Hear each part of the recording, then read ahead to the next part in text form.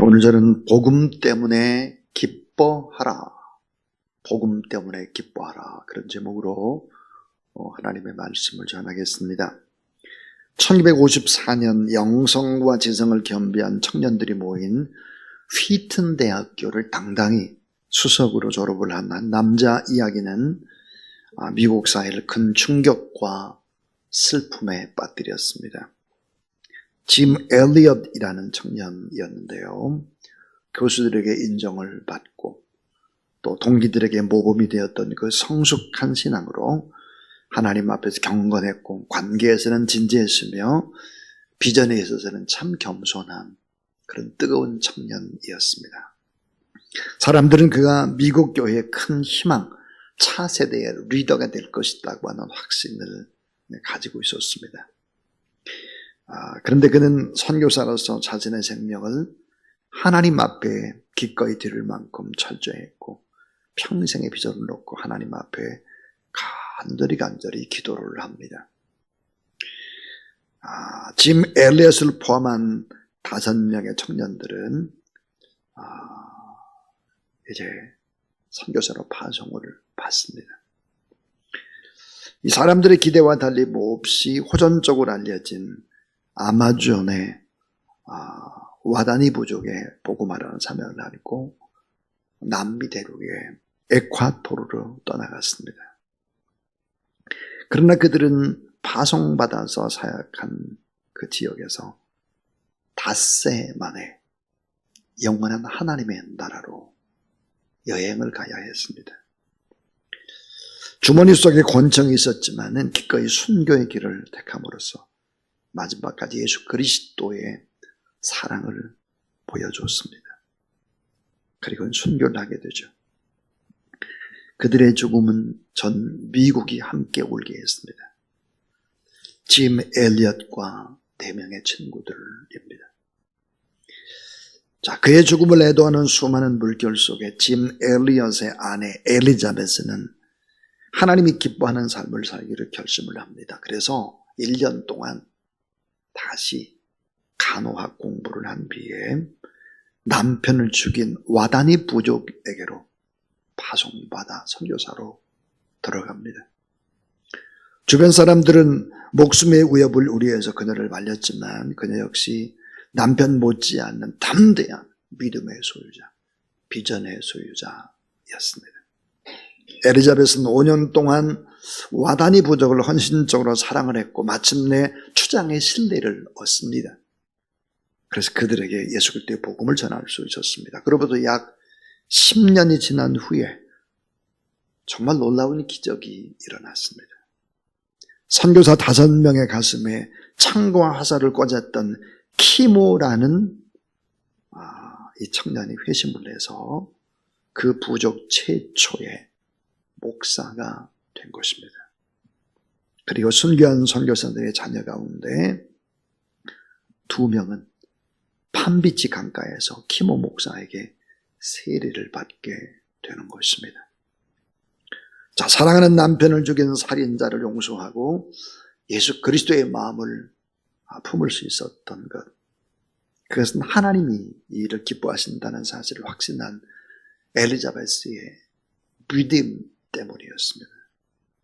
결국 와다니 부족에게 복음을 전하려 한 이 부부의 거룩한 소망은 하나님의 신실한 역사 가운데 이루어지게 된 것입니다. 하나님 미랄이 된 거죠. 요한복음 12장 24절에 내가 진실로 너에게 이르노니 한 알의 밀이 땅에 떨어져 죽지 아니하면 한 알 그대로 있고 죽으면 많은 열매를 맺느니라 그랬습니다. 이 짐 엘리엇을 포함한 5명의 선교사들, 파송받은 닷새 만에 죽어갔던 사람들의 이야기가 창끝이라고 하는 영화로 재탄생을 했습니다. 그 일부를 한번 보도록 하겠습니다.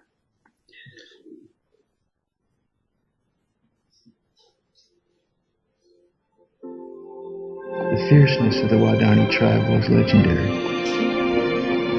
More than half of all the Wadani died from the spears of other Wadani.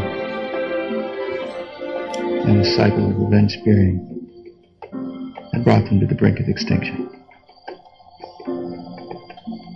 We don't have 2 years, Betty. The Waodani are killing so many people. The government's under pressure. They're going to bring in troops. We have one chance to reach these people. Now, this is it.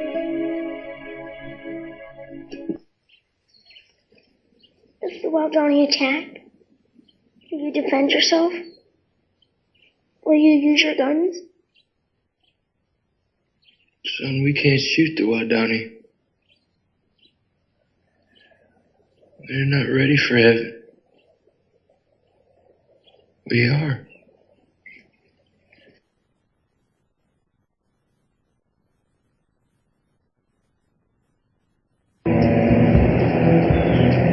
¡Quieta!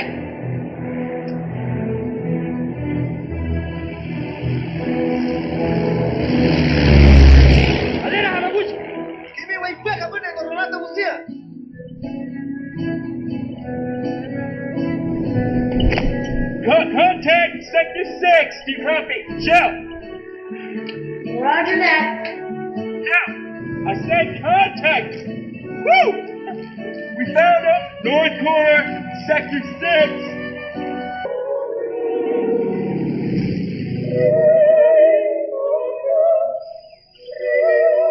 Mira Java! We're Java!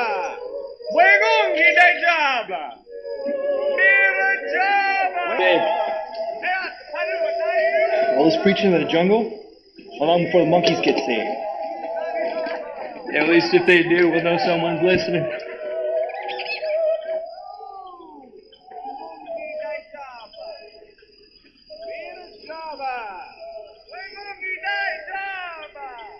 Ajira.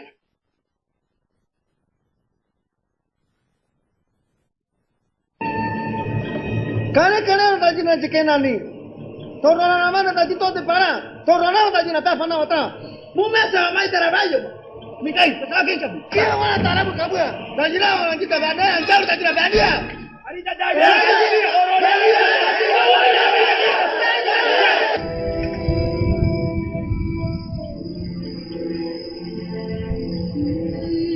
Missionaries! What?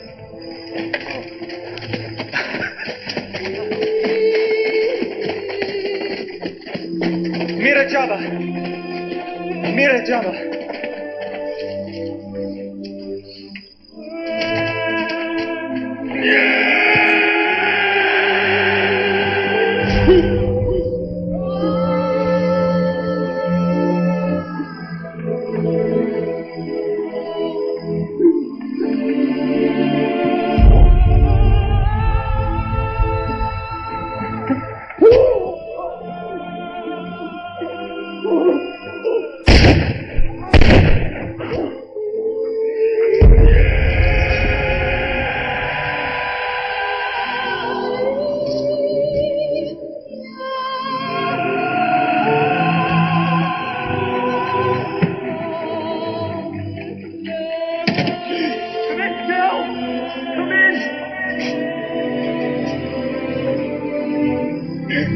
Come in! Come in, Joe!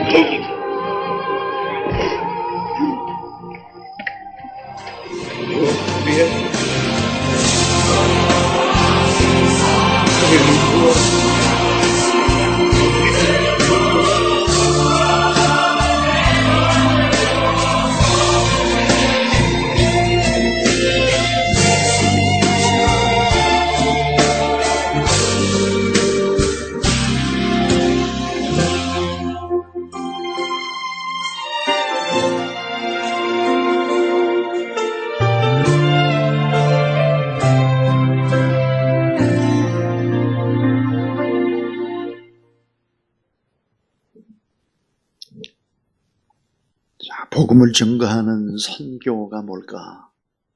이 선교라고 하는 것은 사명입니다. 사명.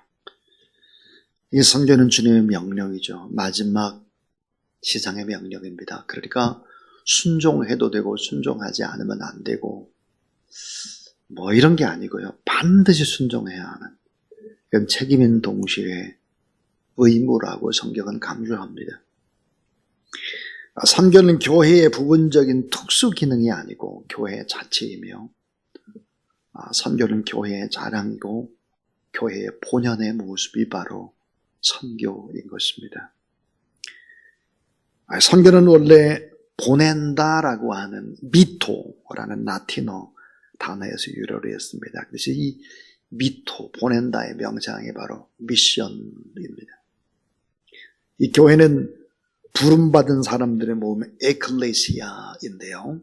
왜 우리가 부름받기 위해서 모였나? 그것은 바로 보냄받기 위해서 부름받은 사람들이죠. 그러니까 교회는 반드시 내보내야 하는 것입니다. 선교하는 일에. 그래서 교회는 보냄받기 위해서 부름받은 사람들이기 때문에 교회는 반드시 선교로 한 모임이고 우리 한 사람 한 사람이 이 보냄의 사명을 받은 사람이다. 이런 확신을 가져야 하는 것입니다. 여러분 예수 그리스도가 누구십니까? 예수님 복음 그 자체에 있습니다. 이분이 이 땅에 보냄을 받으신 바로 선교사님입니다. 이 복음은 하늘에서 시작된 사랑의 얘기죠.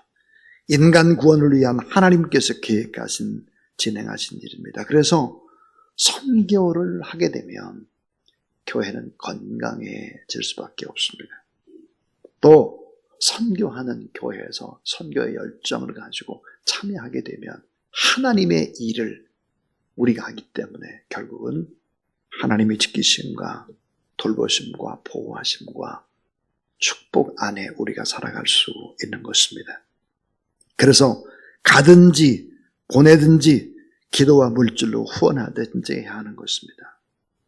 그러면 교회다운 교회가 되는 것이고 교회는 늘 간증이 있는 것이고 교회는 기적의 역사를 이루는 아름다운 공동체가 될 수 있습니다. 선교지에서 들려오는 소식들을 붙잡고 뜨겁게 기도하다 보면 성령이 역사할 수밖에 없게 되는 것이죠. 자, 26살의 한 청년이 있었습니다. 이 청년이 이렇게 하나님 앞에 기도를 하고 있었죠. 주님, 저는 오직 복음을 전하겠다는 한 마음으로 태평양 건너 멀고도 낯선 땅에 가고자 합니다. 한 마음, 주님의 마음으로 조선 땅에 가고 싶습니다. 주님의 복음이 그 민족을 변화시킬 것을 믿기에 저는 떠나려고 합니다. 주님 저와 함께 해주십시오. 이렇게 기도하는 26살짜리 청년이 있었죠. 사무엘 마펫입니다. 한국의 이름으로 마포 삼렬이죠. 마포 삼렬 목사. 그는 평양 땅에서 하나님은 조선인을 사랑합니다. 예수 그리스도는 조선인을 사랑합니다. 이렇게 외쳤습니다. 그가 세운 장대현 교회는 1907년에 부흥운동의 발원제가 됐고 한국의 성령운동을 일으키기 시작을 합니다. 그의 사랑방에서 시작된 성경 공부반은 평양신학교가 되고 오늘날의 장로의 신학대학, 총신대, 또 뭐 이런 한신대, 고신대 바로 신학교에게 소속이 된 것이죠. 130여 년 전에 한 26살의 이 젊은이의 아름다운 헌신, 그 열정이 결국은 이 땅에 부흥을 가져왔습니다. 자, 한 사람의 열정이면 세상을 바꿀 수 있다. 한 사람의 아름다운 헌신이 위대한 기적을 만들어낼 수 있다를 보여줍니다. 사무엘 마펫은 미국의 캘리포니아주의 몬노비아시 근교에 카펜테리아 공동묘지에 있던 유고를 장로의 신학대학원에 바로 이제 교정에 안치를 했습니다. 아들 5명이 모두 다 한국에서 태어났죠. 장신대 유고를 안치할 때는 셋째 아들과 넷째 아들이 미국에서 유고를 가지고 왔습니다. 유고를 안치하면서 이런 이야기를 했습니다. 자, 우리나라를 위해서 평생 헌신하셨고 죽어서도 한국에 묻히기를 소원하셨는데 70년이 넘도록 유골이 미국에 쓸쓸히 계셨는데 장신대 교정에 묻히게 되어 너무너무 기쁩니다. 이런 고백을 했습니다. 여러분, 이 한 사람의 위대한 헌신, 마펫 기념관이라고 하는 건물, 마펫, 장신대에 제일 큰 교회 건물, 또 총장실이 있고 교수 연구실이 있고 도서관이 있고 어찌 보면 장로신학대학의 심장과 같은 건물이죠. 영원히 지어지지 않는 한 사람의 헌신은 지금도 맥박처럼 뛰고 있는 것이 바로 그 교정에 가면 알 수 있습니다. 자, 여러분, 한 사람의 헌신, 진실한 한 사람의 기도, 몸과 마음을 다 바친 이 기적은 엄청난 나라와 민족과 열방을 변화시킬 수 있다 하는 것입니다. 누가 부자일까? 부자. 누가 성공한 사람일까? 정말 돈 많은 사람, 이런 사람이 아니라 사람을 얻는 자일 것입니다. 예수 그리스도의 복음을 증거해서 많은 사람들이 그 열매를 맺게 하는 그 사람은 참 부자일 것이다. 그런 생각을 합니다. 전 대학 2학년 겨울방학을 마치고 깊은 고민 가운데 하나님 앞에 한 달에 7번이나 기도원에 가서 밤새워서 기도하고 또 돌아왔고 그렇게 7번을 했습니다. 그러면서 저는 하나님 앞에 이런 질문을 던졌습니다. 주님, 이 세상에서 가장 위대한 일은 무엇입니까? 위대한 일. 그 일을 제가 하고 싶습니다. 이 세상에서 가장 중요한 일은 무엇입니까? 그 일을 제가 하고 싶습니다. 주님, 이 세상에서 가장 소중하고 꼭 필요한데 지금 당장 시급한 일, 그 일은 무엇입니까? 이런 질문을 하나님 앞에 드렸을 때 그 응답은 바로 복음이었습니다. 위대한 일, 중요하고 소중한 일, 꼭 필요하고 지금 당장 벌써 빨리 시급하게 해야 할 일, 그 가치 있는 큰 일, 그 일은 복음을 증거하는 일이라는 확신이 들었습니다. 그래서 전 대학 2학년을 마치고 대학 3학년 때부터 신학대학원에 들어갈 준비를 하기 시작했습니다. 그래서 지금도 이 자리에 이렇게 서 있습니다. 전 늘 이런 생각을 했습니다. 예수 그리스도를 가슴에 품고 민족과 세계로 내일이 없는 민족에게 구원의 미래를 선물합시다. 허무의 강가에서 타락의 세상의 계곡에서 절망의 늪 속에서 허우적대는 영혼들에게 생명의 기운을 불어넣읍시다. 이런 이야기를 참 많이 나눴던 것 같습니다. 사랑하는 여러분, 오늘 이 본문은 여러분이 잘 아는 내용입니다. 이 본문. 이 사도 바울이라는 거대한 산봉우리 하나, 이 하나를 이루기 위해서 그 빛을 받쳐주는 작은 산들이 있어야 합니다. 자, 지리산이라고 하는 이 지리산의 청황봉이 될 때까지, 이건 전라, 남도, 북도, 또 경상남도에서부터 시작됐죠. 쫙 그 지리산의 시작이 로마서 16장도 마찬가지입니다. 사도 바울이라는 거대한 영적인 봉우리를 형성하기 위해서 로마서 16장에는 24명의 아름다운 헌신자의 이름들을 열거하고 있습니다. 목숨보다도 더 복음을 사랑했던 사람들의 모습입니다. 우리는 죽습니다. 어차피 죽죠. 어차피 병이 듭니다. 어차피 노쇠해지는 것입니다. 녹슬어서 사라지느니 차라리 닳아서 없어지는 쪽을 선택하는 것이 더욱더 낫겠죠. 그러니까 주님을 위해서 아름다운 헌신을 해야 한다 하는 것입니다.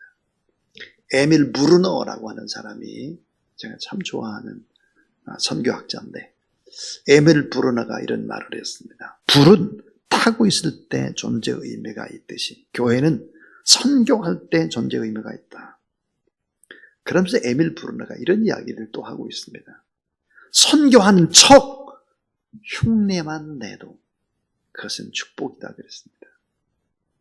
적극적으로 못해도 선교하는 척 흉내만 내도 그것은 축복이다 그랬습니다. 오늘 이 본문 속에서 여러분이 이미 잘 알고 있는 브리스가와 아굴라 부부의 아름다운 헌신을 사도 바울은 기록을 하고 있습니다. 로마서 16장 4절, 저희는 내 목숨을 위하여 자기의 목이라도 내어놓았나니 나뿐 아니라 이방인의 모든 교회도 저에게 감사하느니라 그랬습니다. 아름다운 헌신의 부부 브리스가와 아굴라 부부, 이들은 고린도에서 천막을 만드는 업에 종사하고 있었던 중 여기서 바울의 전도를 받았고 그 다음부터 열심히 목물 전거하는 일에 헌신하는 부부였습니다. 그래서 사도 바울은 이 부부를 자랑스러운 자신의 동역자로 소개하면서 그들의 헌신을 기록하죠. 그들은 어떻게 교회와 바울을 위해서 헌신을 했을까? 주님 앞에 헌신을 했을까 하는 것입니다. 바로 네 가지였는데요. 그 첫 번째가 자기의 집을 교회로 제공했다는 것입니다. 자기의 집을 교회로 내놓았다는 것입니다. 여러분, 원래 최초의 교회는 모두 다 가정교회였습니다. 가정. 자기 집을 예배당으로 내놓으면서 아름답고 자랑스러운 초대교회 역사는 시작됐고 헌신의 역사가 바로 교회의 역사였습니다. 그것은 희생의 섬김, 믿음의 사람들에게 임했던 놀라운 축복 가운데 하나입니다. 이들의 신앙 고백과 헌신의 그 믿음 위에 하나님은 교회를 세우셨습니다. 이번에 우리 청년들이 바로 고린도도 가게 될 것이고 또 빌립보도 가게 될 것입니다. 특별히 빌립보에는 루디아라는 사람이 있었죠. 루디아는 자기 집을 예배당으로 내놓았습니다. 그래서 결국은 유럽 최초의 어머니 교회, 모교회가 되었습니다. 이 빌립보 주변을 쭉 돌아보고 루디아의 기념 예배당을 쭉 보고 또 흐르는 물들을 바라보고 또 우리 청년들이 그 예배당에서 기도하고 또 바울이 앉았던 감옥 앞에서 찬송하고 이렇게 하게 될 것입니다. 아마 청년들의 가슴에 뜨거운 그런 선교의 열정들이 좀 박히게 되고 그렇게 하면 참 좋겠다 하는 생각이 듭니다. 유럽의 아름다웠던 문명은 역사가 아놀드 토인비의 말대로 사도 바울의 복음과 함께 시작이 된 것입니다. 자, 이 복음은 루디아의 가정을 드림으로 유럽이 바뀌기 시작을 한 것이죠. 자, 어떻게 집을 드릴 수 있을까요? 내 집이 아니라 하나님의 집이다. 내 것이 아니라 하나님의 것이다. 주님이 쓰시겠다고 하면 드리는 것입니다. 나는 잠시 잠깐 임시로 이 집을 맡아 있는 관리자, 청지기에 불과한 것이죠. 하나님께서 드리라고 하면 드린 것입니다. 오늘 2부 예배 정량국 우리 안수 집사님, 우리가 평신도 선교사님으로 파송을 했는데 정량국 선교사님도 자신이 장만한 첫 번째 집을 하나님 앞에 바쳤습니다. 결코 쉬운 일이 아니죠. 결코. 왜냐하면 자기 집이 없었기 때문입니다. 처음으로 산 집이기 때문이죠. 제가 이 강대상에서 아브라함이 이삭을 바티스티 가장 내겐 소중한 것을 하나님 앞에 바칠 수 있으면 좋겠다. 그런 내용의 설교를 했습니다. 이 설교를 듣고 전화를 줬습니다. 목사님 기도해 주십시오. 집을 사서 아이들이 너무너무 기뻐합니다. 또 아내의 동의도 있어야 합니다. 기쁨으로 가족 모두 다 동의할 수 있도록 그렇게 기도해 주세요. 결국은 가족 모두 다 동의를 해줬고 그 집을 이 성전을 위해서 바친 것입니다. 그 바침의 역사가 결국은 조선한 교회가 되는데 모태가 되는 것은 틀림이 없는 일입니다. 저는 SD라고 하는 이 S를 Savior 그랬어요. 구원. D를 Development 그랬습니다. 그래서 구원을 건축하는 회사다. 그렇게 제가 이름을 제 스스로 붙이고 기도하고 있습니다. 사랑하는 여러분, 우리는 어차피 모든 걸 다 놓고 세상을 떠나가야 합니다. 어차피 늙어지게 될 것입니다. 우리가 한 일은 세상을 위해서 한 일이 아니라 주님을 위해서 일을 할 수 있다면 자기의 집도 교회로 제공했다. 이런 일들을 통해서 아름다운 역사는 시작이 됐다 하는 것입니다.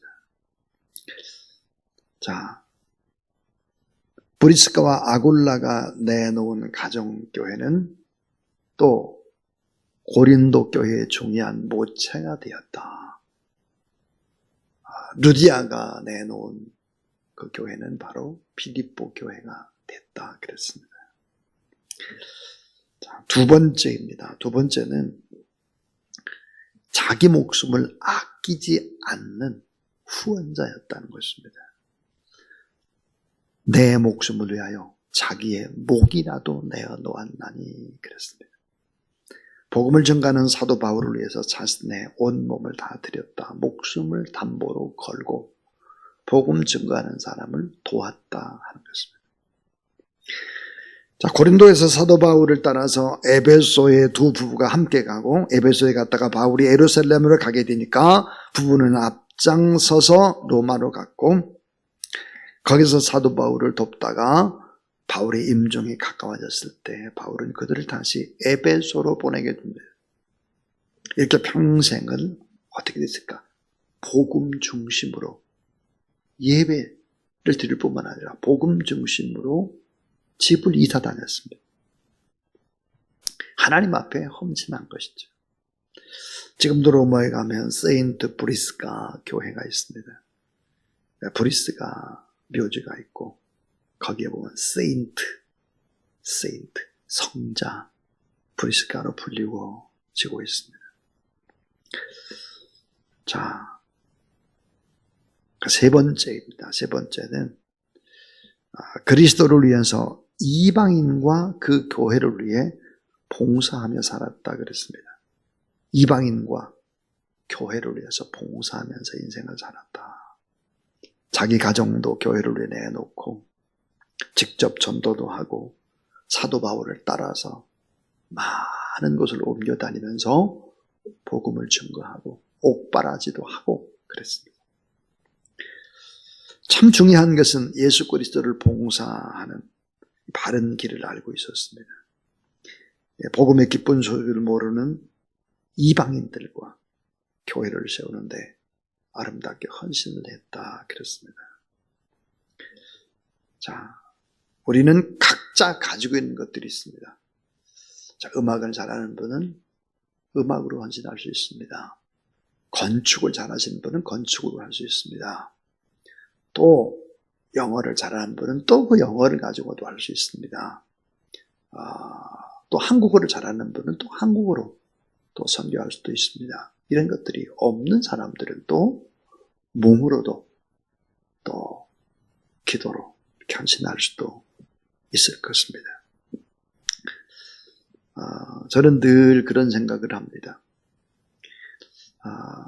선교라고 하는 것이 뭘까? 선교에 꼭 두 가지 신학이 필요하다. 그 두 가지 신학이 뭘까? 하나는 거룩한 낭비의 신학이다. 거룩한 낭비. 선교는 복음을 위해서 거룩한 낭비를 해야 합니다. 끝없이 거룩한 낭비. 그냥 일반적으로 이렇게 낭비하는 것이 아니라 거룩한 낭비. 여러분 잘 아는 대로 고린도서 12장 15절. 내가 너희 영혼을 위하여 크게 기뻐함으로 재물을 사용하고 허비하고 그랬죠. 또 내 자신까지도 내어주리니 너희를 더욱 사랑할수록 나는 사랑을 덜 받겠느냐 그랬습니다. 자, 영혼이 구원된다면 그 일을 위해서 기뻐함으로 내가 재물을 허비한다. 낭비한다. 나 자신까지도 그냥 낭비한다. 허비한다. 내어준다. 그리고 더욱 내가 사랑을 하겠다. 거룩한 낭비의 신학입니다. 선교하는데 어떻게 주판 하나를 튕길 수 있습니까? 계산하고 또 계산하면 못하는 겁니다. 또 여러분, 이 선교의 또 하나의 신학이 뭘까? 그것은 바로 불편신학입니다. 불편함. 불편한 것이 반드시 있어야 평안한 복음이 전거되는 거예요. 불편신학입니다. 거룩한 낭비신학이나 불편신학, 이것이 선교에는 전제되지 않으면 안 된다. 이 거룩한 낭비신학, 불편신학 어디 가서 말하지 마세요. 이게 제가 하는 얘기입니다. 이게 신학이라는 게 제가 붙인 거예요. 단기선교, 이 단기선교를 누가 붙였을까? 제가 붙였죠. 그래서 한국에 다 통용된 것입니다. 예. 원래 단기선교라는 말이 없었어요. 저희 교회, 저희 선교회에서 불리기 시작을 한 거죠. 그래서 일반적인 단어가 됐습니다. 지금 오늘 로마서 16장 4절, 그들은 내 목숨을 위하여 자기들의 목까지 내어놓나니 나뿐 아니라 이방인의 모든 교회도 그들에게 감사하느니라 그랬습니다. 이 마지막 네 번째 얘기는 모든 교회와 교인들로부터 감사의 고백을 들었다는 것입니다. 모든 교회와 교인들로부터 감사의 고백을 들었다. 참 최고의 찬사죠. 제가 서두에서 그런 얘기를 했습니다. 이 복음이라고 하는 것은 하늘에서 시작된 사랑의 이야기, 인간 구원의 이야기예요. 그러기 위해서 하나님이 예수 그리스도를 선교사로 파송했다 그랬어요. 예수님의 지상 명령이 뭡니까? 모든 민족에게 가서 복음을 증거하는 것 아닙니까? 그렇다면 우리가 복음을 증거하는 일을 하게 되면 어떻게 될까요? 복음을 증거하는 일을 하게 되면 결국은 복음 증거하는 일을 하는 그 개인이 복을 받고 가정이 복을 받고 나라와 민족이 결국은 복을 받을 수밖에 없는 거죠. 교회가 왜 자꾸 어려워졌느냐? 이 나라의 민족이 왜 어려우냐? 그것은 하나님이 원하는 복음의 일들을 하지 않았기 때문에 하나님께서 지금 나라와 민족과 우리의 모든 것을 회복할 수 있는 방법이 뭐겠나? 그것은 우리가 복음을 증거하는 일이다. 이런 확신을 갖습니다. 사랑하는 여러분, 이 복음은 우리에게 참된 기쁨과 감사와 영향력과 축복을 우리에게 베풀어 줍니다. 이 복음을 위해 살아가는 그런 귀한 여러분 되기를 주의 이름으로 축원합니다.